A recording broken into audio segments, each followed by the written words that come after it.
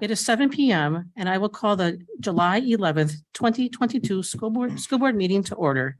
Please rise for the Pledge of Allegiance. I pledge allegiance to the flag of the United States of America, and to the republic for which it stands, one nation, under God, indivisible, with liberty and justice for all. Mr. Wopat, would you please call the roll? Barb Winch, Here. Ellen Fox, Here. Jennifer Deek, Here. Gary Dunlap, Excused. Chris Lau. Here. Bridget Todd Robbins, Here. Rebecca Reber. Here. Brian Wopat here. With 6 of the 7 board members present, I declare a quorum. I note that the agenda has been posted, distributed, and sent to the local media. With this in mind, are there any changes to the agenda? I would entertain a motion to approve the agenda as published. So moved. Chris, Second. Rebecca. Chris has moved and Rebecca has seconded to approve the agenda as published. Any discussion? Hearing none, all those in favor of the motion to approve the agenda as published, please signify by saying aye. Aye. Those opposed, please signify by saying nay. The motion to approve the published agenda has passed. Okay, and just no public participation tonight. All right, moving on to recognition and thank you. I don't know how many folks know, but this is going to be Rebecca Reber's last board meeting. She has accepted another position for her daytime job and will be unable to fulfill her duties as a school board member. So the school district of Holmen recognizes Rebecca Reber for her service to education as a Holmen school board member since 2016. We thank Rebecca for her service to the district, dedication, and hard work. And Rebecca, I have a plaque for you or a little word for you. So. Oh, thanks. You. Yep, thanks. Thank you.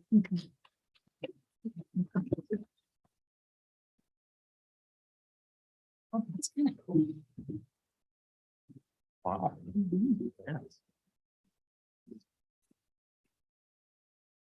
So with that, there will be a vacancy notice that will be posted tomorrow for anyone interested in applying for the vacancy. The application deadline will be August 2nd and interviews will be conducted on August 8th. Moving on to reports and discussion.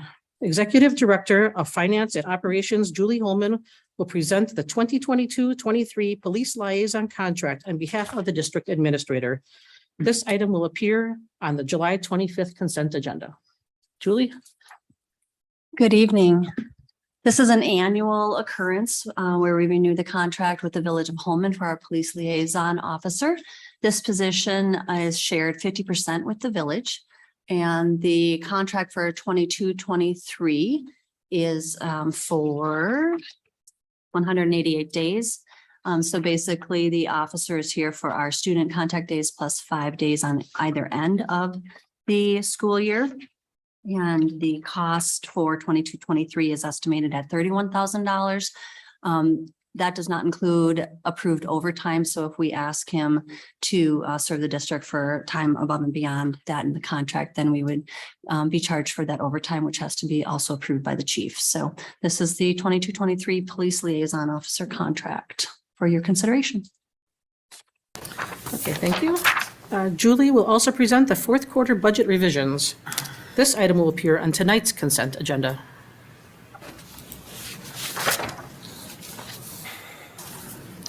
So 2 weeks ago, I presented on 2 budget items, the fund balance designation for June 30th of 2022, which was estimated fourth quarter revisions not yet brought to the board. And then also I presented on the 22-23 preliminary budget. So this is the finalization for the 21-22 budget for fourth quarter changes. Much of it is very much the same as what you saw 2 weeks ago. So I'll just go through some of the highlights.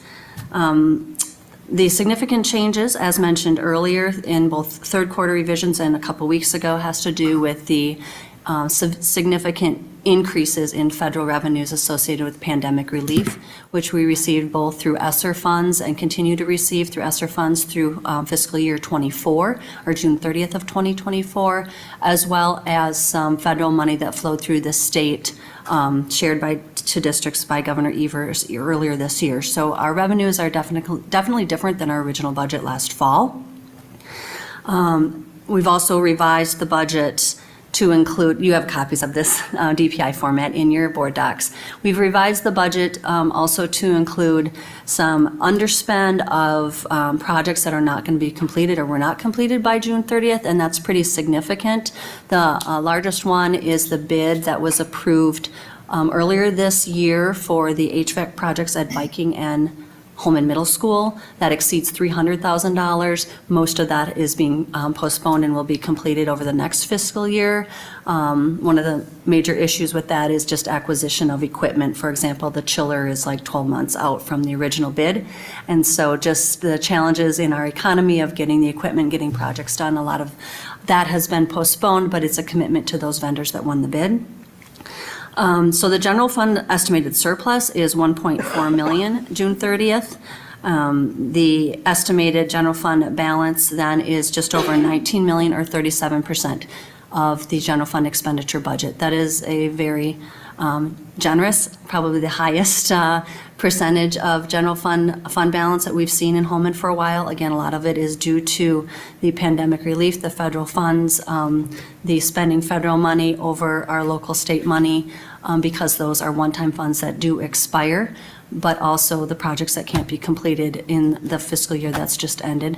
And so we do have a estimated $19.2 million fund balance for the general fund. That includes all of the different categories that we talked about 2 weeks ago within the general fund. The combined $2.5 million in restricted and committed reserves, as a reminder, are for retiree severance commitments, the sinking funds, and vendor commitments to delayed projects. Reminder to the board, our sinking fund, which is the restricted line 4 on the screen, last column, includes the $705,000 that was levied through a referendum for the Briggs and McHugh Road project. You recently approved the MOU for the joint project with the Town of Holland and the Village of Holmen. So that $705,000 will be spent out over the next fiscal year. So we're excited about that project and the roundabout that will help with our safety on this intersection. The fund balance includes $7.9 million in assigned funds for payroll obligations prior to our September aid receipts. And then the restricted, committed, and assigned fund balance estimates were approved again in the estimated fund balance designation 2 weeks ago. The revised revenue for the general fund, going down to line 58, is $52.7 million. And it is an increase of $1.5 million from the original budget. Again, this is primarily the funds we received from Governor Evers, which was over $500,000 awarded mid-year, as well as additional funds through ESSER 2.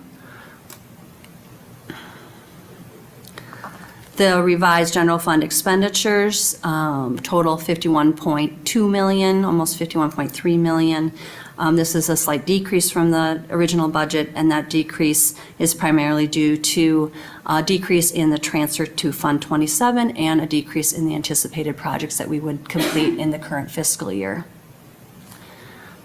As a reminder to the board, the Special Projects Fund, which is Fund 21, our gifts, grants, fundraising, and scholarships donations fund, has not been revised since the original budget. Therefore, the last two columns are identical in lines 82 through 89. The gift accounts can carry over their balances, and so this is all reconciled very shortly as we pay all the final June 30th payables, invoices that have come in, and those will be reconciled, and then their new budget is their balance. So we have over 150 different funds within Fund 21, so different groups, activities, athletics, clubs, etc. So each of those has to be reconciled based on their balance from a year ago, June 30th. The Special Education Fund, as I indicated, is slightly less than the original budget. Therefore, the interfund transfer to make this fund whole is also less.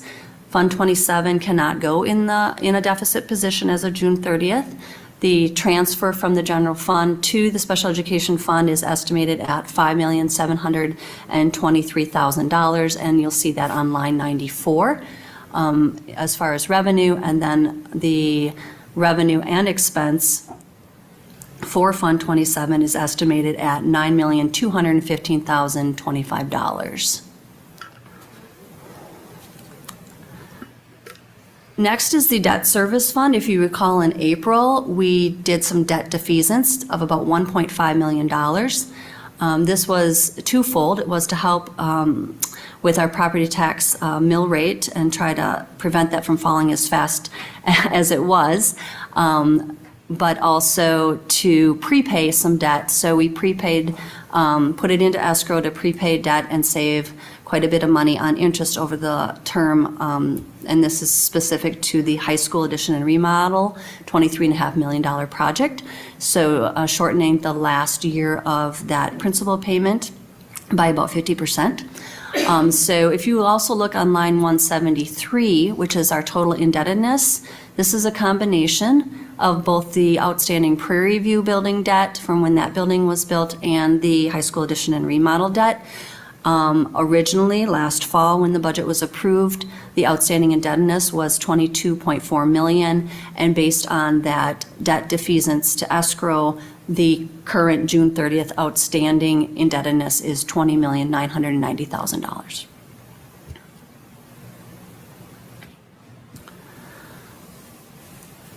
The changes to capital projects actually occurred during the third quarter revisions, where the board had approved additional fund transfer to Fund 46, the Long-Term Capital Improvement Trust Fund. So line 177, you see the difference from the original budget to an increase of a $200,000 additional transfer to that fund. The food service budget has not been revised this year, neither has the community service fund. What has also been provided for you is the notice of change in the adopted budget. This is what is published in the newspaper, and it's a change from the last time the board approved the budget, which was after quarter 3 or March 31st. And so this is just the change from quarter 3 to quarter 4 on the various line items from the summary budget. So that is what will be published upon approval. And this is on tonight's consent agenda so that we have an approval for in advance of our auditors coming on site at the end of the month. Any questions regarding the fourth quarter revisions to the budget? No? Doesn't look like it. Thank you, Julie. Thank you.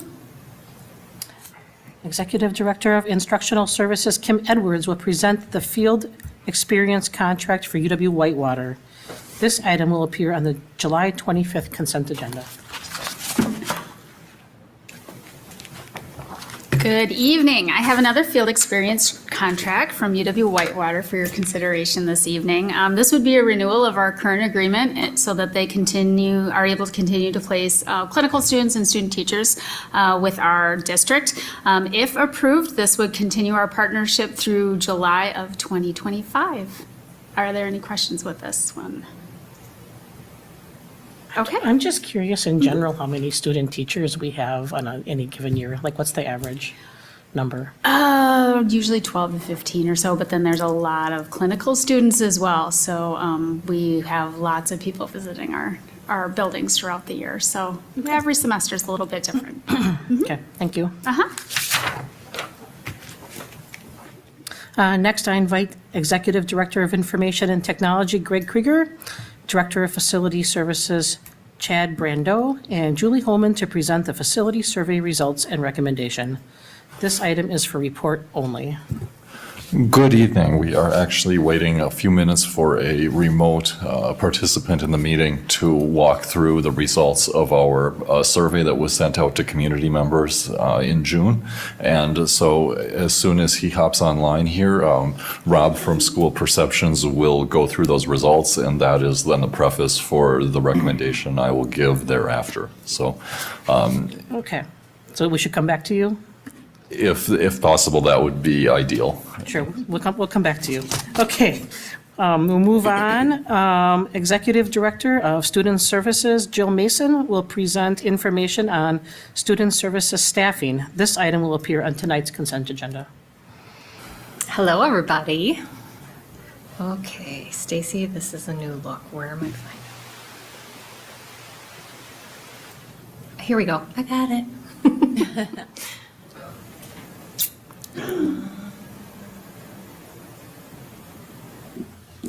think I do. Is it the one right under the highlighted one that says staff in July 2022? Well, yeah, of course it is. Thank you. Thanks for your help. I would have been sitting here for a long time. Okay, I'm coming here tonight to request a couple of additions to our staffing. And when I come to you, that means we've already looked at all of our staffing. We've already analyzed, can we use attrition? Are there any retirements? Can we rework schedules? Can we rework staff? And so at this point, we did have some attrition, we did have some retirements, so we were able to maneuver some other positions into places where we needed them, but we still need an increase in special education assistants. The middle school primarily, so we've through attrition, we've put people where they need to go in other buildings, but at the middle school, we still need 2 additional positions over there. We have 2 retirements already posted, and then so they actually have 4, but we don't need to come here because we already have those in the budget. So we need 2 additions to that because of the student needs we have in the building. So that's the first question or the first request. And the second part is our certified occupational therapist. We have 2. One is full-time and one is 0.8. We shared that individual with CISA last year. They no longer need her, but we do. As you can see, we've had an increase. So as of July 30th, we now have 165 students and 3 new referrals. Last January, when I did all of the staffing, we had 141 students. And we just keep growing, especially at our early childhood level. And so we have more referrals this summer that our occupational therapists need to do at the early childhood level. And so thus, we need some more OT assistants. So our 2 occupational therapists can design all the IEPs, they can help write the goals, and they can design therapy that our certified occupational therapists can deliver. And so we would like to increase that individual from a 0.8 to a 1.0 position. I think it was January, as close after ESSER dollars came out, I came to the board and talked about having a split position between an early childhood special ed teacher and a SEL position. Given the staffing issues we had this spring with our early childhood special education and the increase in students, we were not able to fill that position. We just weren't able to tie both of those together. So we actually, given the number of kids we have now, we need to increase our staffing to 3 early childhood special education teachers. Again, in January, we had 12 students and 10 referrals. Currently, as of June 30th, we have 19 students with 5 referrals to complete over this summer. And due to that, and due to our early childhood program, we're out in the community at daycares, we're in the homes, we're in school. So we're driving a lot of places and serving kids in their most natural settings. So it's not as easy as saying, we can service kids within a couple of classrooms because we also then have the 4K students. So we would like to see an increase in a special education teacher at the early childhood level. And then this is not special ed related, but it is SEL related, a 4K teacher. So we'd like to split a 4K teacher, half 4K teacher and then half SEL teacher. And that'll serve us because we often are in limbo with numbers with 4K. So sometimes we need a half of a teacher and it's really hard to get half of a teacher. So rather than tacking that onto a special educator who we don't have an opportunity right now, we thought it would be a good pairing to put that under the half-time 4K teacher. And so as you can see below, we have all of the breakdown of the costs. That was a lot. Any questions about all of that? Yeah, I'm just curious with the early childhood teacher, like what's the student to teacher ratio?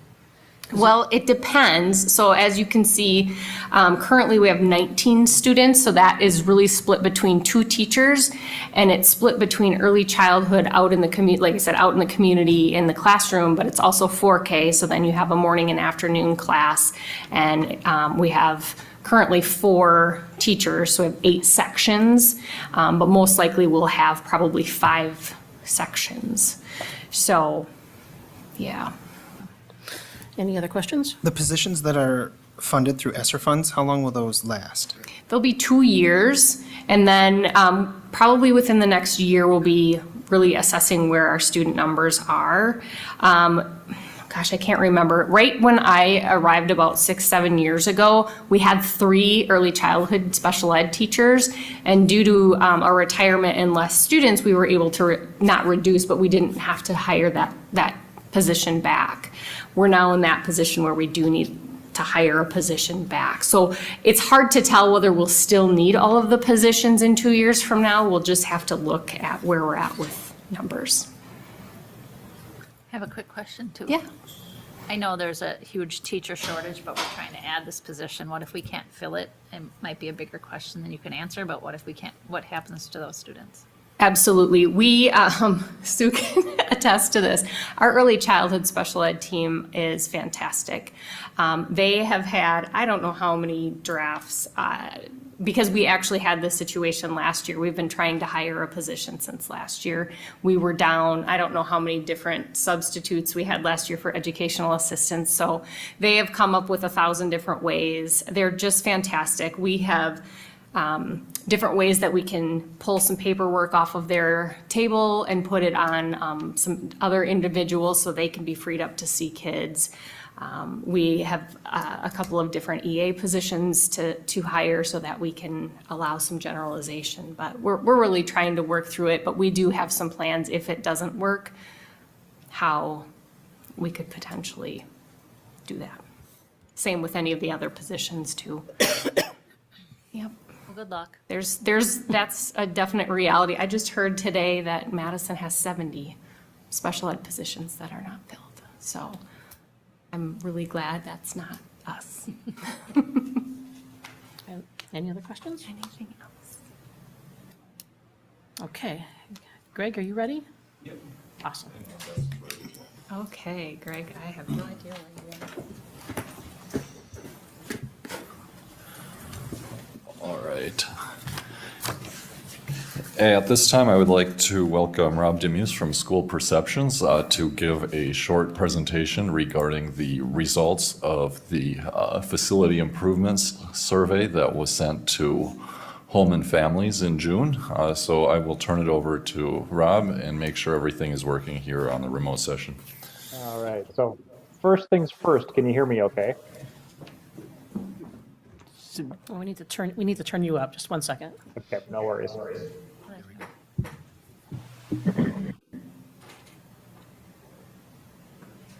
Okay, I think you should be good. All right, thank you.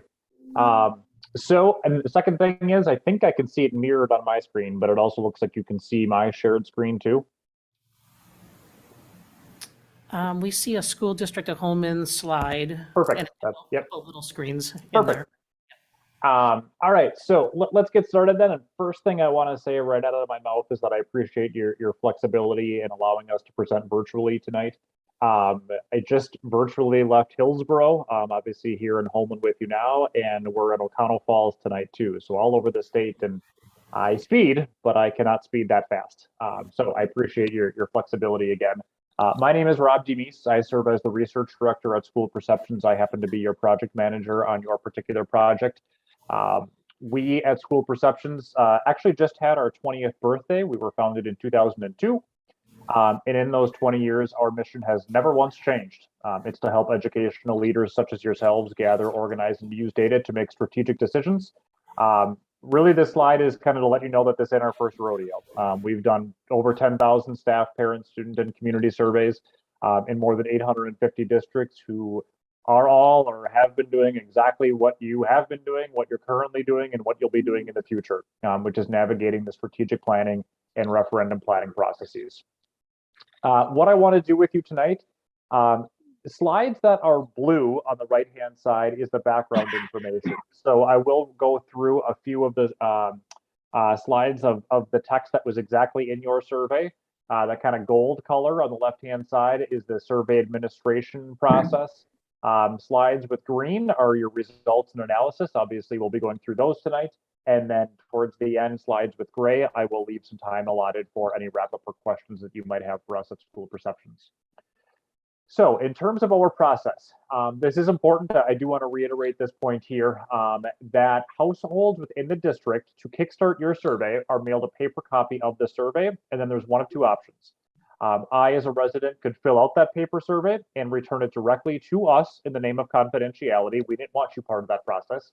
Or two, as a survey taker, I could use the one-time use access code that's printed on the front page of the survey to take the survey online. Emphasis on one-time use. As soon as I hit submit or finish on my survey, it went away. I could not take your survey many times and skew your data. That code prevents that from happening. So what did that ultimately lead to? Well, as you know, your survey window was June and the very early days of July of this year for 1,440 total respondents. Fresh, hot off the presses, I did update that earlier today. With a response rate of 17%, which is very normal. In the teens, that's very normal. I feel confident in the data that I can present to you tonight. And the benefit of having a total respondents of well north of 1,000 is that your margin of error gets tighter and tighter, which is good as well. In terms of your total respondents, in a community the size of Holmen, in the district the size of Holmen, once you get past 500-600 survey respondents, the data really quiets down.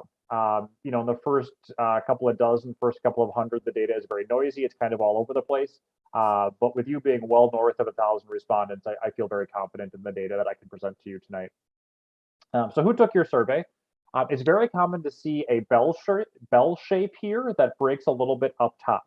Or a different way to say that is some of your bars that are a little longer in the middle, so specifically 35 to 54, it's pretty common to see those a little bit longer. Reason being is that's prime parenting age and it's prime working age, particularly for your staff members. So it's not surprising that your parents and staff, as the most connected members of your school community, are willing to take a school-related survey. So that's why you see those a little higher in the middle. But the other place my eye goes is your 65 plus up top. You're actually a little overrepresented in terms of your community to survey breakdown here, which is good. In other words, about 18% of your survey takers are 65 plus, and a little over 15% of your community is 65 plus. The reason I like overrepresentation there is because your 65 plus folks, they will be there to vote. They have perfect election attendance, and they are the most likely to be on a fixed income by nature of likely being retired. So the fact that you're a little overrepresented there is certainly not bad news. It is good news in our world. We also asked, is your primary residence in the school district of Holmen? And it was about a 90-10 breakdown here. Now, as a reminder why we asked this question, we ask because there are some people who will receive the survey but are not respondents. And there's really three legs to that stool. The first leg are staff.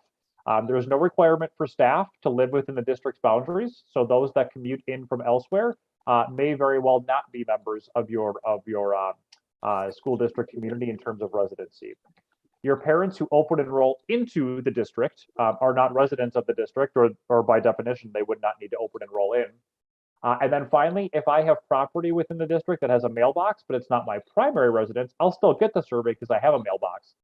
But the takeaway here is that moving forward in many of the slides and disaggregations that I want to provide for you, we are going to strip out the 10% who didn't mark yes, because the yes members of your community, they are the ones that get to control an election. So they are the ones we're going to focus on in terms of making predictions for your results. We then said, in which municipality do you live? About half of your respondents live within Holmen and a quarter in Holland. And then you see a little bit of a split. Parenthetically, you see a T and a C. So town of Alaska, about 1 in 5 of your respondents live in the town of Alaska, 5% in the city of Alaska, and 2% in Farmington, and then a handful in Hamilton as well. Finally, in terms of demographics then, we put these two pie charts next to one another on purpose. And the purpose of that is I want to see that your employees and parents are taking the survey, but I don't want them to be the only people taking a survey. Most people in any given community are not employed by the school and may not be parents of people who have a kid currently enrolled in school. And that's what I'm seeing borne out of the data here as well. 78% of your survey respondents are not employees, and close to 50% of your survey respondents do not currently have a kiddo enrolled in one of your schools. So you're seeing good representation across the groups here. We did say, though, if you do have school-aged children, what schools do they attend?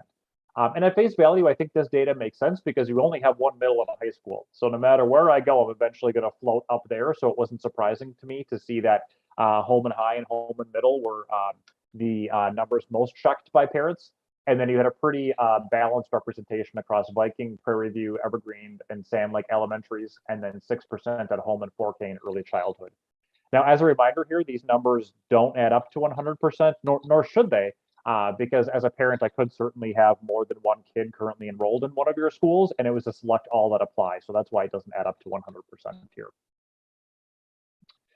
We then asked a preference question. So note that this question does not say, how do you receive information? Because I, as a resident, could be receiving information in a way that I don't want to be communicated with. So here it said, how do you like to be communicated with? How do you want to receive information? And it's organized in terms of non-parents, non-staff in descending order. So they are your red bars here. So for your non-parents, non-staff, they primarily want to receive information via school and district newsletters, and then to a lesser extent, the Cooley Courier in the school and district website. For your parents, they want to receive information via emails. And then there's a little bit of a balance. I would say in tier 2 is kind of your school and district newsletters and the school and district websites, and to a slightly lesser extent for your parents, your Twitter and Facebook accounts and your phone notifications that you send out. One thing that I note here is that I tell every administrative team, every board, every district, you're probably going to use all these things anyhow, but it is kind of nice to know your bang for your buck in terms of putting something out there in the ether. Where are your eyeballs going, or where do eyeballs want to go? Now we're back to some blue slides here. So again, blue slides are exactly the text of your survey. Whether I took it in terms of screenshots or I retyped some of the survey materials, nothing in blue is new. And we do that on purpose in order to allow these reports to be a one-stop shop for you. So some of these slides that are blue, I'll go through a little bit quicker because it's not new information and there's no new data on these particular slides. So here, you defined a little bit about what an operational referendum is and noted that this would not be the first time that voters have seen them within your community and have not seen a recurring referendum as well. Those have been passed by voters in your community before, and then noted in this particular potential referendum what the money would be used for. We wanted to contextualize the cost of this particular referendum on a mill rate chart so people can kind of see, well, if I support this, what does this mean for my taxes? How much will they go up? How much will they go down? Will they stay the same? And then contextualize that into your historical frame of reference. And then two important numbers here. On the survey, we wanted to disclose the total cost of the referendum because that's the number people will see in a ballot. At the same time, people will primarily make their decision off the number that's here. How much is this going to actually cost me? If I want to support this, how much money is going to leave my wallet for every $100,000 worth of property value that I own within the district? Again, here's that bar chart so people can see if this is approved, what this would do to taxes relative to previous years. And then ask the question.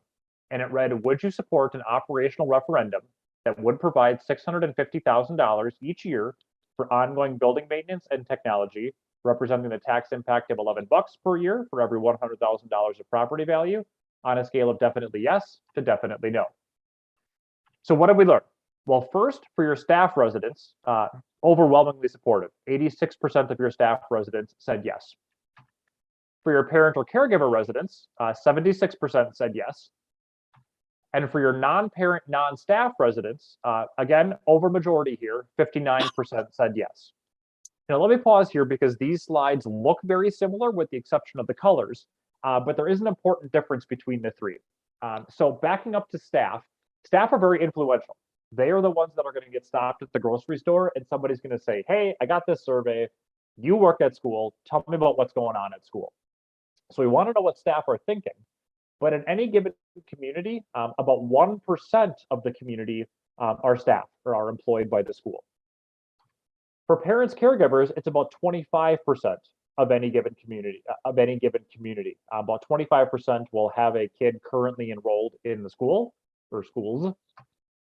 which leaves about 75% of your community is captured right here on this slide. So even though the slides look the same, it doesn't mean that the same proportion of people is feeding each. So that being said, whenever you see non-parent, non-staff, or whenever you see purple, put your eyes there first because most of your community is going to be encapsulated in that particular area. So again, revisiting this data, 59% of your non-parents, non-staff, or your largest group said yes, about 23% said no, and about 18% or so are undecided. And that's pretty common, usually somewhere in the upper teens or lower 20s, sometimes even as high as a quarter of your survey respondents will say that they're undecided on a particular question.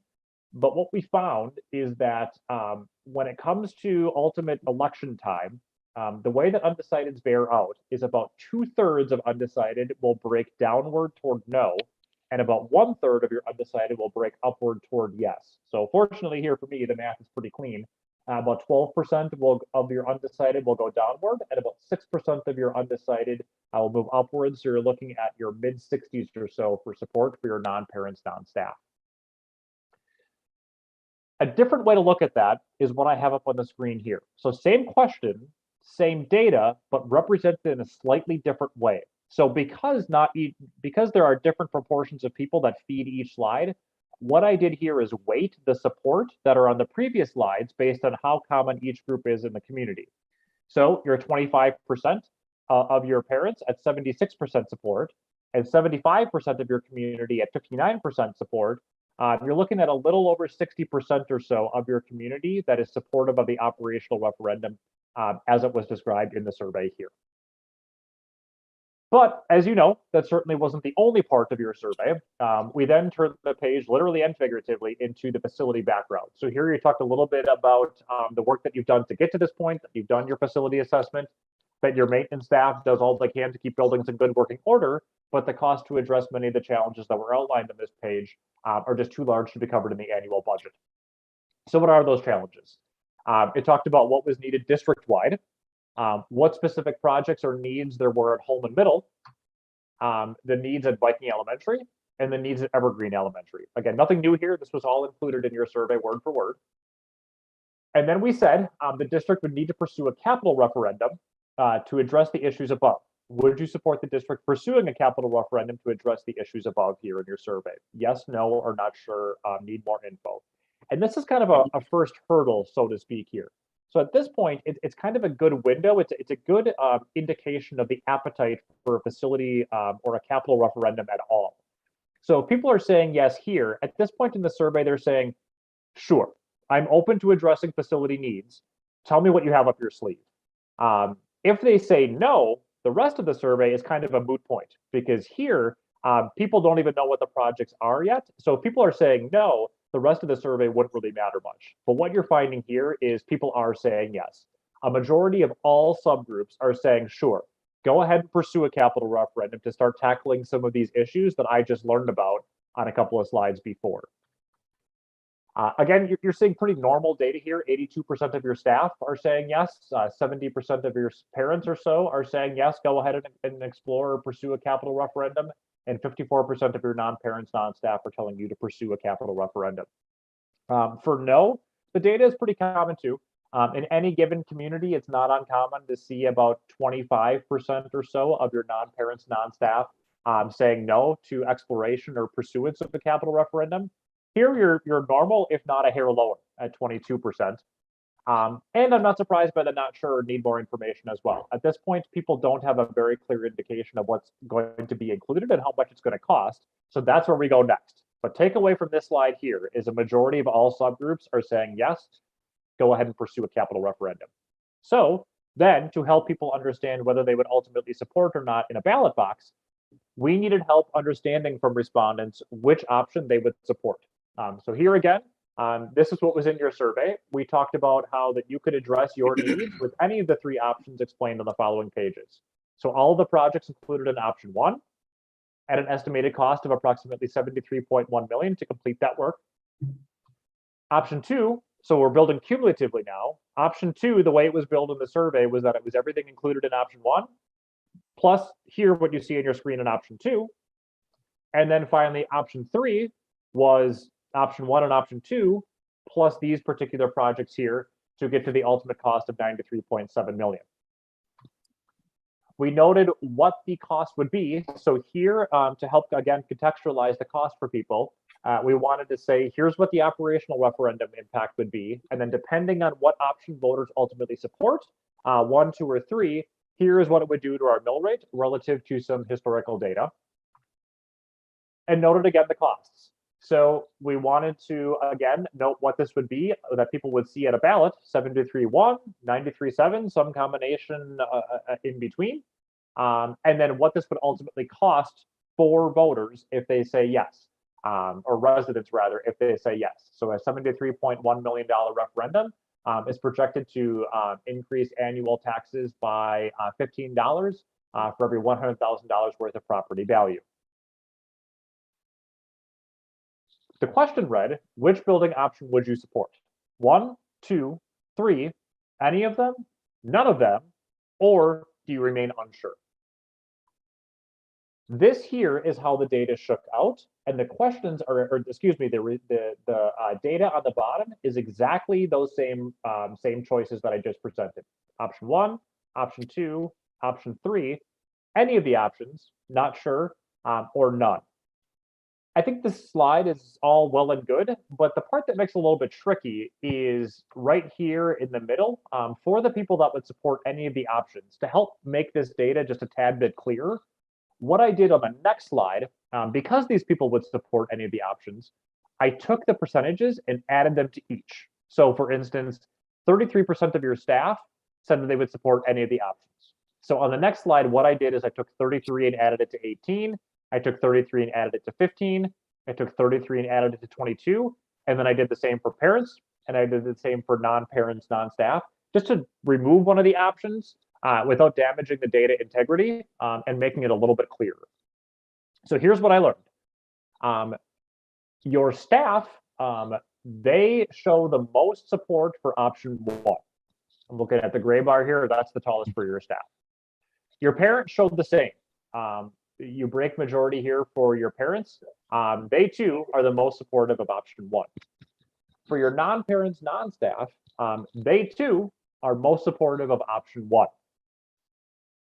Your data over here on the far right-hand side, again, it remained pretty tightly correlated to what I saw earlier on in terms of willingness to pursue a referendum. About 22% said they would not support any, which again is fairly normal. And about 14% or so of your non-parents, non-staff still haven't made up their mind on which option they would support. Now, a different way to look at this is if you were to move forward with option 3, my takeaway from this slide here, when I take into account the people that said they would support option 3 or the people that said they would support any of the options, you're looking at about 31% support for the highest level of your cost at 93.7 million. For option 3. Now, the trick of this data here is people are more willing to support something that's cheaper than more expensive, which sounds intuitive, and it is. In general, the cheaper something gets, the more support you can anticipate getting. So the logic says, if I'm willing to support option 3 at 93.7 million, and I'm willing to stomach the cost of that, then as I go down to option 2, the support typically comes along with it because now I'm only getting cheaper. And then same thing from option 2 down to option 1. As I get cheaper, the more support I'm going to get. As you move upward, it's not so much the case. So here, I think it's a fair bet that most people of this 31% are going to be willing to move down to option 2. And same thing here, you're going to pick up support as you get cheaper. It's not the same as you move forward. It's unlikely that some people who support option 2, for instance, if I look at this 30% of non-parents, non-staff, much fewer of them are going to be willing to move upwards towards something more expensive. So takeaway here, the cheaper you get, the more support you're going to get.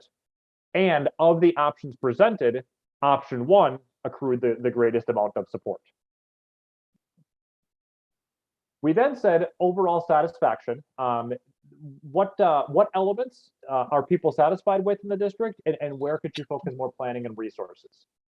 This was on a scale of 1 to 4. So your range, you can't get lower than a 1, you can't get higher than a 4. Or in other words, you can't be lower than 4, you can't be higher than great. This particular slide read, how is the district doing in each of the following areas? Those 4 areas being A, delivering a high quality education, B, keeping the public informed, 3, managing funds appropriately, or D, I think I mixed up my letters there, A, B, C, and D. C, managing funds appropriately, or D, building pride in the community. Now, I think this slide is all well and good. It does break the data up into our familiar subgroups here. What I think is a bit clearer is this particular slide. So it's the same question, it's the same metrics, but here we pulled everybody together and said, well, what percentage of people believe we're doing a great or good job on each metric? What is the overall average on the score of 1 to 4? And then where does that put that, where does that number, that average, put us in terms of a similar school comparison? So just looking at the first row here, 87% of your respondents said you were doing a great or good job at delivering a high quality education. And your average here, your average score is actually above good, and now you're approaching great in terms of delivering a high quality education. And that puts you at the 78th percentile. So just a reminder of percentile, if you're at the 50th percentile, you're at the median. By definition, half of districts are doing better than you and half of districts are doing worse than you. The best you could possibly get is the 99th percentile, because then in that particular case, you would be doing better than everybody else. The worst possible percentile is the first. In that case, everybody else would be doing better than you. So here you're seeing a couple of metrics that are above the median, and that's good news. So you're doing better than 78% of other districts in terms of the perception of delivering a high quality education. You're doing better than 55% of other districts in terms of keeping the public informed. Your third metric here down, you're right around the median, just a hair below. You're at the 47th percentile in terms of the perception of managing funds appropriately, and then the 38th percentile in terms of building pride in the community. My final message on this slide is you have to take all columns together. It would be erroneous to try to look at only one column and make a judgment from just one column. An example of that is, as I was finishing up my graduate school career, I was sitting for an exam, and it was a computerized exam, and my score popped up at the end, and I said I got a 94%. Great, elated, passed with flying colors. Only to learn that most other people that took the survey that day were leaning in the 97, 98% range. So, you know, what do I do with that? Did I feel less good than I did before? Sure. Did I still pass with flying colors? Yeah, absolutely. I in my mind, I did a great job. I just did slightly less great than everybody else. And here you got to approach that data with the same sort of mindset. You know, nearly 9 in 10 of your survey respondents are saying you're doing great or good on delivering a high quality education, and your average is well north of 3 here in terms of this particular metric. If I just presented that, you would have one frame of reference. If I just presented the percentile, you would have another frame of reference. So you kind of got to see here, you know, in percentages, all of them are above the majority, and that's good. All of the averages are above fair, and you're actually approaching good on all of your metrics, and only a couple of your percentiles are below the median. So you kind of got to take all of this data together in order to make sense of it. Finally, then, we said on a scale of 0 to 10, how likely would you be to recommend the district to a friend or family member? This was on a scale of 0 to 10, 0 being extremely unlikely and 10 being extremely likely. Your average was 7.38, and your comparison average is 7.21, which based on those numbers then mean that you're doing better than approximately 2/3 of other districts on this particular question. The other thing that I like to do here, just out of my own curiosity, is I do some math from top to bottom, and I say, well, how low do I need to get until I reach a majority of survey respondents that are willing to recommend you to a friend or family member? So if I start up at the top, 26% give you the highest possible score they can. If I add another 14%, I'm at 40. And if I add another 20%, I'm well above majority. I'm at 60%, and I only went down to 8. And that's fairly good news, especially over the last year or so. In fact, just 2 weeks ago, the week before the 4th of July, I was giving a report to the district to a district that had this exact same metric on it. And I didn't get to above majority until I was down into the 4 or 3 range. And that's not fun data to present. And that's certainly not you here. You are well above neutrality, and you're well above the median here. The other reason this is important is because this has a very tight correlation with an ultimate willingness to support a potential referendum, be it capital or operational. Another way of saying that is if people are unsatisfied with you, they're very unlikely to see money leave their wallet in order to support a referendum.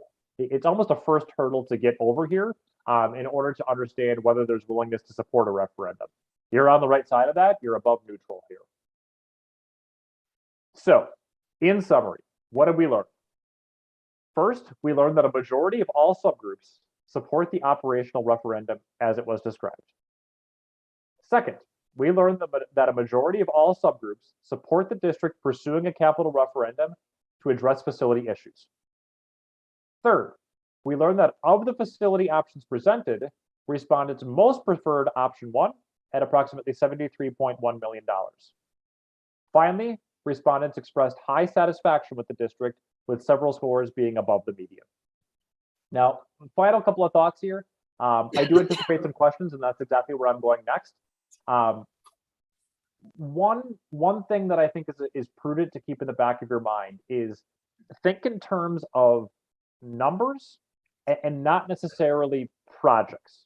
Now, what I mean by that is if I back up to last fall, we did surveys with districts and say, for instance, making up numbers here, say, for instance, 2 projects saw survey support at approximately $20 million. Well, as we got closer to spring election time in April, that was right around the first time we saw a 4 appear in front of gas prices. So what districts said was, well, we got support for 2 projects. Used to cost 20 million. Now it costs 25 million. So that's what we're going to take to ballot. And that's the opposite way to think about this. What should be prioritized is a number, and then what you can get that done within that number. And if that means that some projects need to be taken out or substituted, that's a better way to think about it than in terms of saying, well, we have support for X, Y, and Z projects, but now they've gotten more expensive, so our number needs to go back up. The other thing that I would say here is, I would hew pretty closely to the options, but they're not thick lines in the sand. In other words, if I back all the way up to some of your projects here in option 1, like I said, that got the most support relative to the other 2 projects here. So for the most part, people are saying, yes, the projects within option 1 are the ones that I'm in most support of. But, it's not all or nothing. It doesn't mean that, make up an example here. It doesn't mean that you couldn't, say lower the cost of updating the fitness area and restrooms at the middle school and not say, fix some of the kitchen equipment at Prairie View if that's gotten worse over the last couple of months or so. So, don't think of these as lines that are too thick in the sand. But at the same time, I wouldn't go hog wild and say, well, now let's go too far into option 3 and pull some options over, because people will remember, I didn't necessarily say yes to whatever example, ropes course, softball fields, turf, or what have you. So the takeaway there is that there's some play in the joints, but just bear in mind that most people said yes to the projects that are encapsulated in the particular options that you see here. So let me take a quick drink of water and pause and certainly entertain any questions that you have. I'm more than happy to help. All right, thank you. Questions?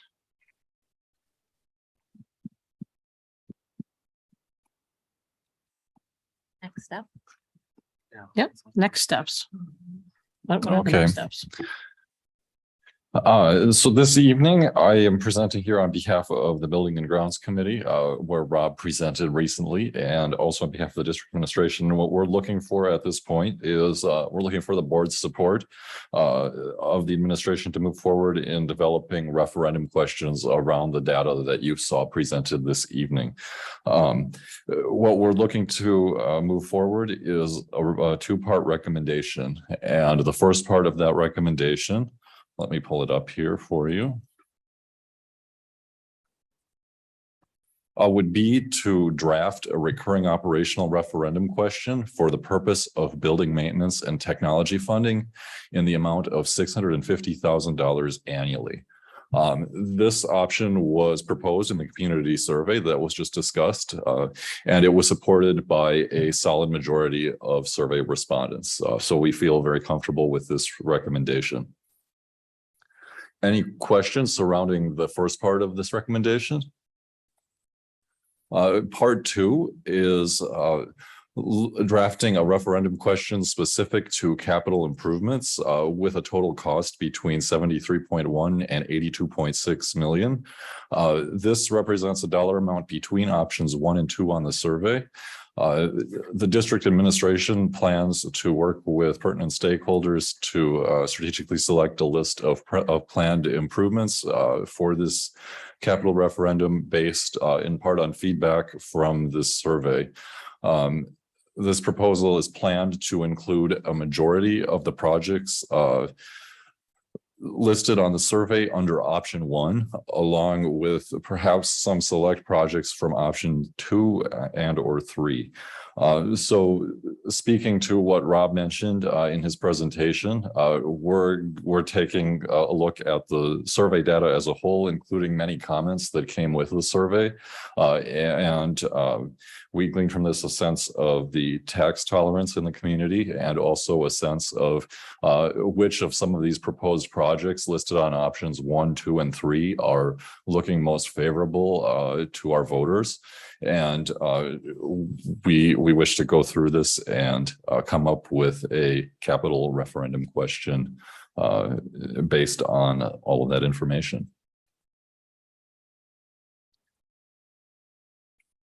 All right, Greg, I got a couple questions in terms of the options that were presented from the May 23rd board meeting. Okay. My understanding was that the options 1, 2, and 3 would mirror those that were sent out within the community survey. And I'm not sure, there were some things that were adds, like we're going to add this, add that, but there was nothing of add within option 3 during that presentation. So I'm just kind of wondering where the list with that survey that went out to the community, how was that created?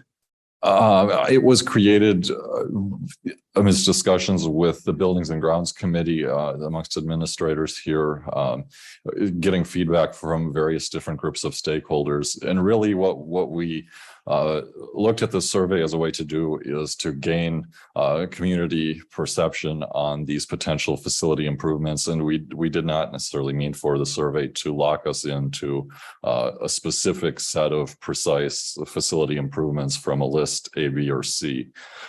So the survey provided both the quantitative data of that you saw in the graphs just presented, as well as qualitative data relating to feedback on specific projects and otherwise that was presented in the survey. And so we're taking a look at all of that, and we're seeing a lot of the data come back that we were hoping to get to help us make a decision on what exactly to include in a final recommendation and referendum question.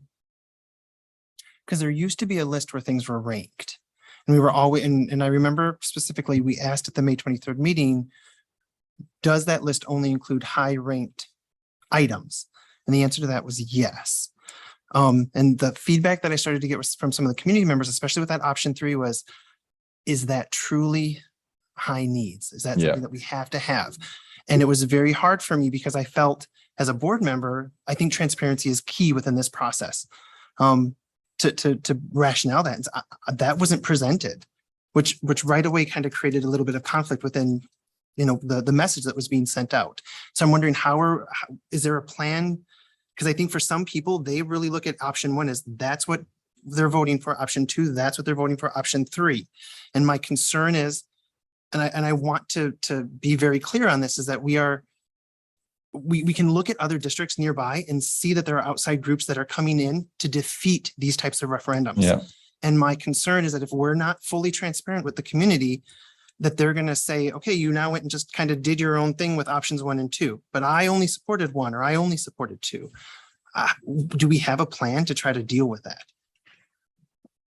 I may defer to Julie on a portion of that question, but I will say that as we came up with the 1, 2, and 3 lists, that 1, generally speaking, was the highest priority, and we went down through the categories with other needs in the 2 and 3 groupings. And as we got data back on the survey, we found that some projects listed in the list 1 were very highly regarded, and others not as much, and there was some that were not perceived as well. Same things looking at the list 2 and somewhat on list 3, where certain items generated a lot of positive feedback and others that generated negative feedback. So I think as you talk about what was prioritized, list 1 was the most highly prioritized items, and we went from there. And Julie can elaborate perhaps a bit more on this.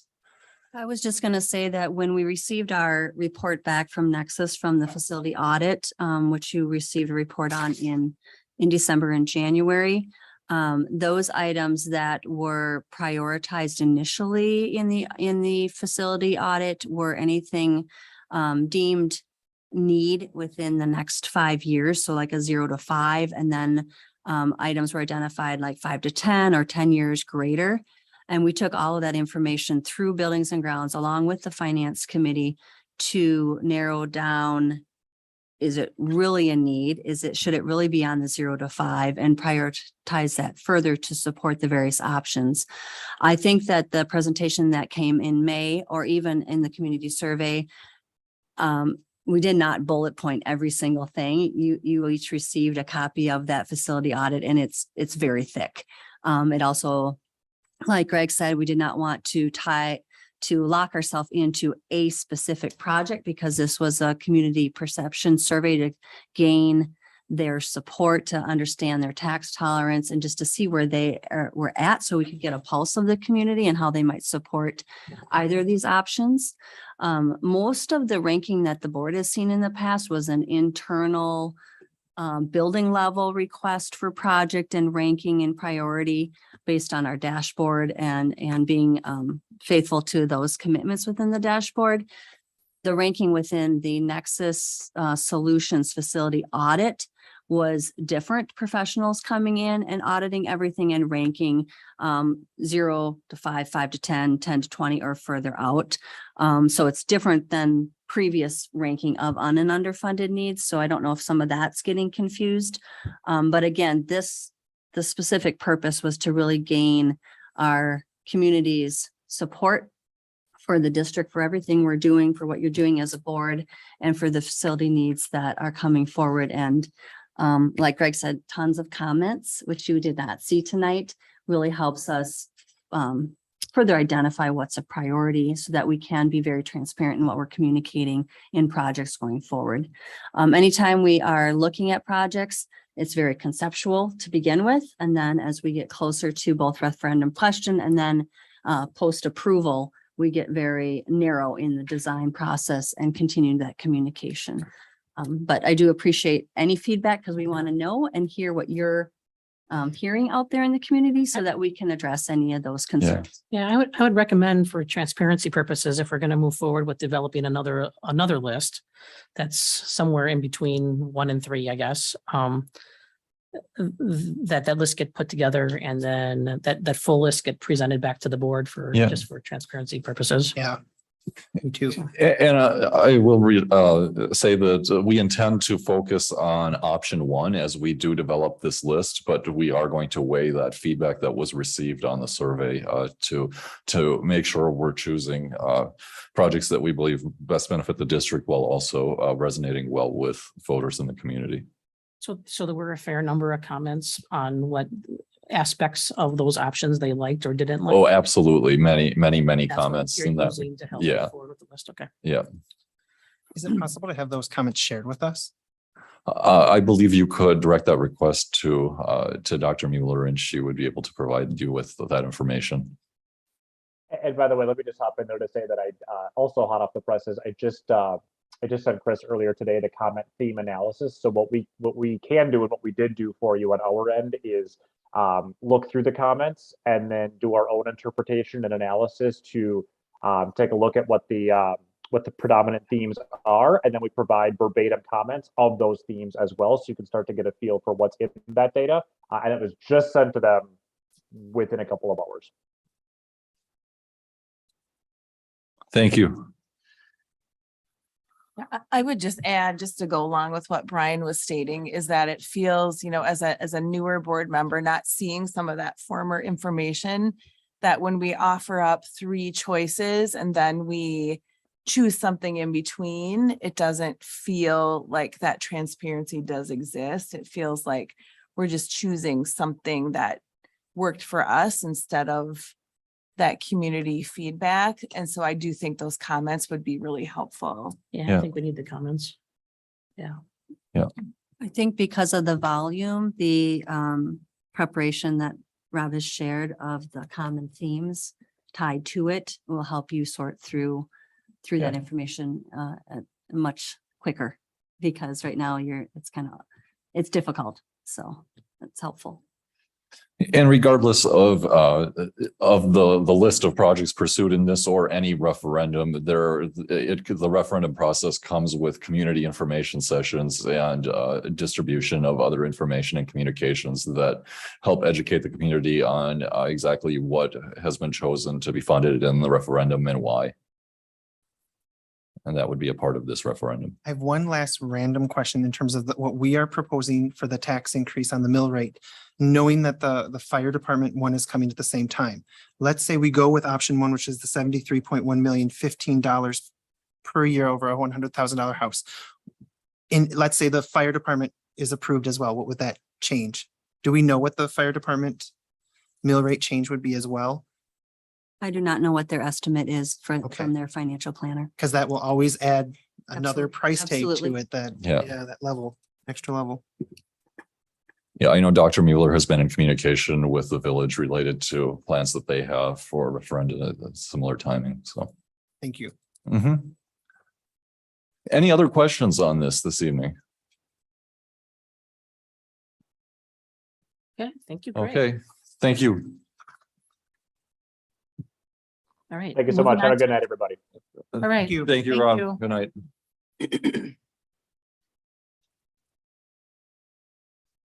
Moving on to the approval of the consent agenda items. For the consent agenda, the board has been furnished with background materials on each item and has discussed it at a previous meeting. This will be acted upon with one vote without discussion. If a board member wants to discuss any item, it'll be pulled out of the consent agenda and will be voted on separately. Is there any items we want pulled out? Okay. I would entertain a motion to approve the consent agenda as provided. So moved. Okay, Chris, Second, Brian. All right, motion by Chris, seconded by Brian. Is there any discussion? Hearing none, all those in favor of approving the consent agenda, please signify by saying aye. aye. Those opposed signify by saying nay. Motion passes. Moving on to the board debrief. First, I will call upon board members and ask you to present any comments or community reports you have. And we will start with Barb. I have no reports. I would just like to say thank you to Rebecca for her years of service on the board. And also thank you to our community members who did respond to the survey. Okay, Helen. Also no reports. Just thank you for your service, Mr. Reber. And also I think it's good to just strive for transparency through the entire process of putting this referendum together, just because I know the community appreciates it. Through talking to parents and other people, they definitely want to be kept in the loop of how these lists are made, how all this stuff's calculated. So it's good to strive for all that. Thanks, Alan. Chris. Just thank you to Rebecca for your service.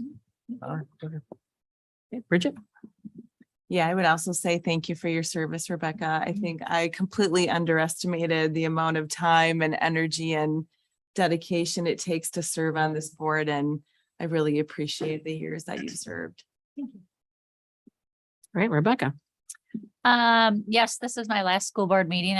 I realized that there was a lot of effort into getting me reelected for my third term. So I do appreciate that. I am taking a position that causes me to travel Monday through Friday, so I won't be available to be involved in the district anymore. So I really appreciate it.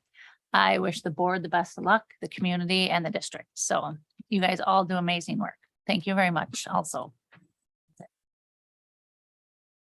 Okay, Brian. Yes, thank you, Rebecca, for serving the district and all the students, and best of luck in all your future endeavors. Yep, and I too, Rebecca, want to say thank you. It's been a pleasure serving with you, and I'm gonna miss sitting up here with you, but we're still neighbors, so I'll be seeing you real soon. And also, I just want to give a shout out to, I didn't even know this was happening, but those students that went to Italy and Greece. I didn't even know we had that program here at our school, and I can't wait to chaperone that in about 10 years. So, let's see. Moving on to the board meeting schedule for future meetings. There's board meetings on July 25th, August 8th, August 22nd, and then I can't believe I'm going to say this already, but we have the back to school kickoff on August 23rd. And I hope to see everybody there. I'm planning on attending. Is there any other business that needs to come before the board at this time? If Can not, Can I just Go make an acknowledgement that was on the personnel report this evening? sure. Chris would normally do this, or Dr. Mueller would normally do this, but we do have a retirement on there tonight for approval, and that is our salary payroll specialist, Susan Ostrowski, and she'll be retiring in August after 12 years in the district. So I just Oh. want to acknowledge that tonight. So Right. thank you, Susan, for your service. Thank you, Julie. All right, I would entertain a motion to adjourn this meeting. So moved. Chris. Second. All right, Chris has moved, Rebecca seconded to adjourn the meeting at 8:11 PM. Motion carried. Is there any discussion? Hearing none. All those in favor, please indicate by saying aye. Aye. Those opposed signify by saying nay. Motion passes. The meeting is adjourned.